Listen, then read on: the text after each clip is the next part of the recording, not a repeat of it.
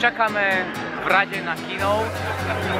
Aktuálne už pustili za nami Adalajnu, no a teraz čakáme túto československé zastúpenie. Tam je pokračovanie.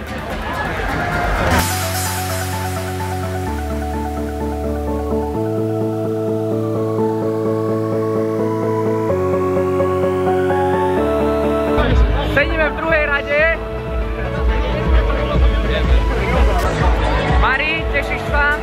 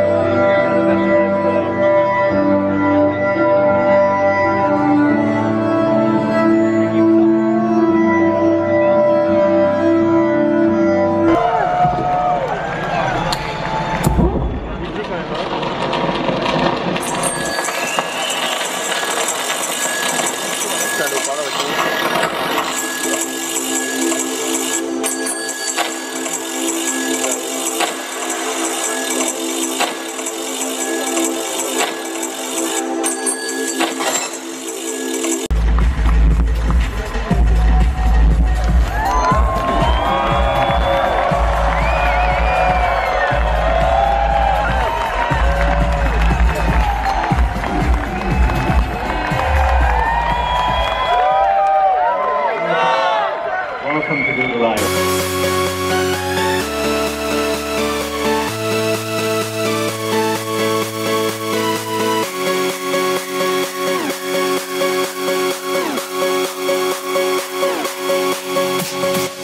There's 6 walls. There's about a total of about 3,000 different headphone jacks, and each one maps to the sort of situation that's above. So all the music that's playing on each different track is tied to the context that's put up top. So if you're listening to like New Disco Boogie, like if you're going out for a night out or want to party, that's everything you're going to hear here.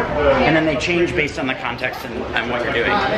So you can go through and try a bunch of different things and listen to different songs, and it sort of goes back to this idea of like that's really what cool music is trying to do, is deliver music in the right context.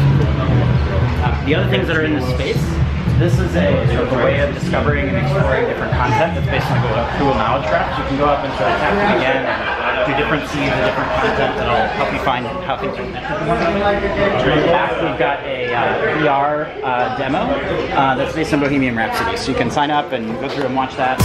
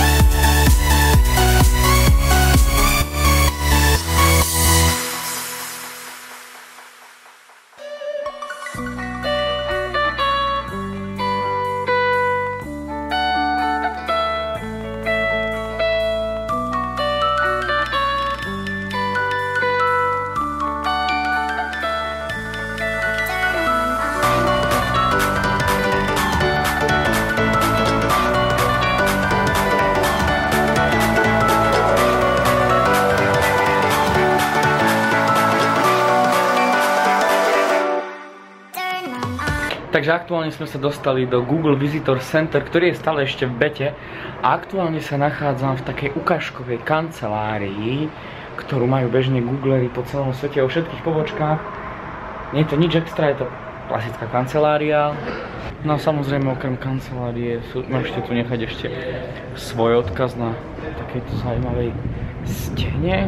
Nesmie chýbať samozrejme bazén s guličkami, ktorých už nie je veľa oproti 2 rokom, kedy sme tu boli naposledy. Tuto sa Kuba hraje s mapami Street View, teda zároveň aj flight simulátorom, ktorý je vlastne takto 180 stupňov. No ďalšiu vec, tu máme múzeum alebo taký showroom všetkých Chromebookov. Toto tu je Chromebook CR48, ktorý bol úplne prvý Chromebook. A Google vlastne mal 10 000 kusov takýchto Chromebookov, ktoré dal zadarmo ľuďom z celého sveta na to, aby mali ten first experience, aby sa s tým mohli hrať. No a samozrejme ďalšie rôzne značky HP, Acer, Asus a tak ďalej, ale zase zaujímavý je tento Google Pixel, Chromebook Pixel, ktorý je od spoločnosti Google priamo. Je to jeden z najprémiovejších Chromebookov. Celkom robustný. A hlavne má štvorcový pomer strán. Teda nie je to klasický obdĺžnik, nakoľko podľa názoru Google je lepší na prehľadanie stránok, nakoľko sa vojde viac na obrazovku. Tuto máme zase ďalšie Chromebooky. Je ich obrovské množstvo. Tuto máme dokonca nejaké Chromeboxy, ktoré sú ako standalone počítače. Tuto je taký väčší Nexus telefón. Tuto vidíme geodisplay. Ďalšou časťou Google Visitor Centra je takáto stena, kde sú rôzne figurky androidovské a úplne hore môžete vidieť figurku, ktorá je pozlátená. Samozrejme nesmú chýbať už aktuálne v múzeu. Spravili exponáty z Google Glass. No a samozrejme ešte sú tu obrovské Android sošky. Aktuálne stojím pred serverom, ktorý mal Google v roku 1999. Tu sú rôzne historické fotky z Google ako prvé logo, ďalšie logo a Larry so Sergejom. Za sebou mám obrazovku, kde je zamestnanec Google s menom Meng, ktorý sa stále stretne s nejakou celebritou, ktorá príde do Google Plexu a on si musí urobiť fotku s každým jedným z nich. Masážne kreslo nesmie chýbať.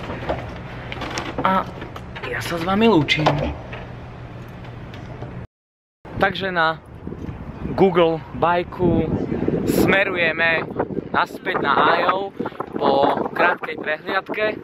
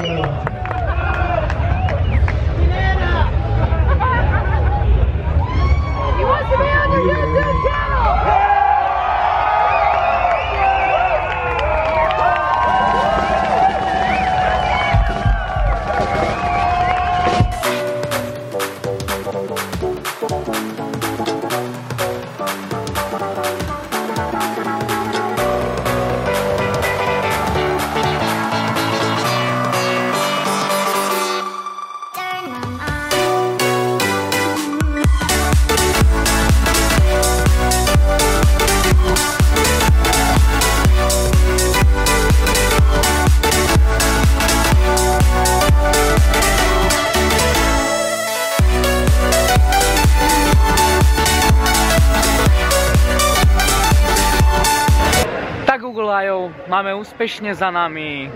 Máme zase o prednášky, keynote, strašné veľké množstvo noviniek priamo z rôznych oblastí, či už nejakých aplikácií na messaging alebo obrovských Firebase noviniek. No a práve aktuálne máme zhruba niečo po 4:00 a organizátori už začínajú vypratávať celú venue, celý amfiteáter. Je už tu možno len okolo niekoľko 500 ľudí.